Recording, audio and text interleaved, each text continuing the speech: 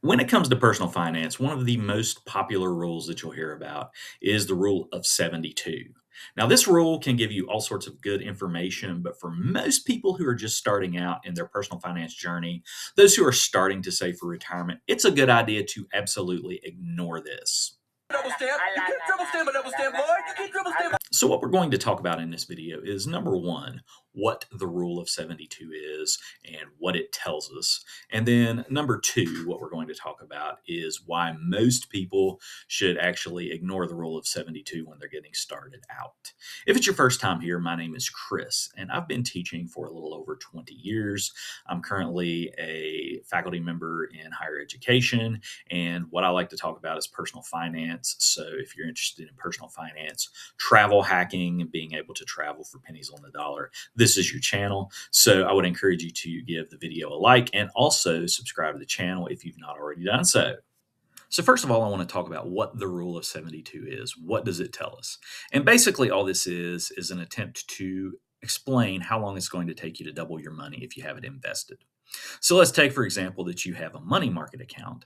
And if you have this money market account that gives you 3% annually on average, you can say that you're going to get to double your money in about 24 years because you divide your rate of return into 72, and that gives you the answer. Now, if you're a little more aggressive, you have a sort of mixed bag of stocks and bonds, you expect to get 7% per year. It's going to take you about 10 years to get to that, doubling of your money. So that would be 72 divided by 7, which would give you a little over 10. Now, if you're getting 10% or 12%, then it's only going to take you 6 or 7 years to actually double your money. Looking at this rule of 72 might seem like a pretty good idea because it'll tell you how long you will actually take to double your money. However, most people who are starting should ignore it. And here's why. If you think about it in terms of you started this year to invest your money and you've saved up $100 or $1,000, it's going to take you 10 years to double that money if you just leave it alone. All right. Now, think about it in these terms, though. You don't want to stop and just start your compounding. You want to continue to put money into your investments. So if you save $100 this month and you have a recurring $100 investment, you're going to actually double your money within a month. And then you're going to double it again within 2 months because you're adding onto that. You're going to get a little bit of a return probably if the stock market goes up, but you're going to double it a whole lot quicker than you would otherwise. And think about it on the case of a year. Let's say that you have actually saved $1,000 over the first year.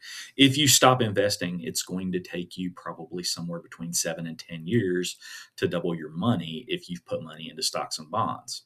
However, if you decide I really want to get aggressive and instead of saving $1,000 the next year, I want to save $5,000 or $10,000 in that year, then you're going to actually start to exponentially grow your wealth. What you should focus on instead of the rule of 72 and how long it'll take you to double your money, you need to focus on putting as much as you can into your retirement accounts or your investing accounts. Then your money is going to exponentially grow. I did want to give a quick disclaimer. I am not a financial professional, so you'll want to do your own diligence on this. But that being said, is it better to sit around and wait for your money to compound over time, or is it better to be proactive and actually increase the amount of money that you're investing on a regular basis? And that will help you to grow your investments a lot more quickly. And then the rule of 72 will actually start to matter because if you have 100,000 or 500,000 or a million, it's going to compound a lot more quickly and the compounding will take over from your investing. And now you can continue to invest, and that will just supercharge the amount of money as the snowball starts to roll downhill. But when you're starting out, you should focus more on actually investing the money rather than thinking about how much it's going to compound over time because you have to get the ball rolling. So, anyway, hope this has been helpful. If so, be sure to like the video and subscribe, and do this when it comes to the rule of 72.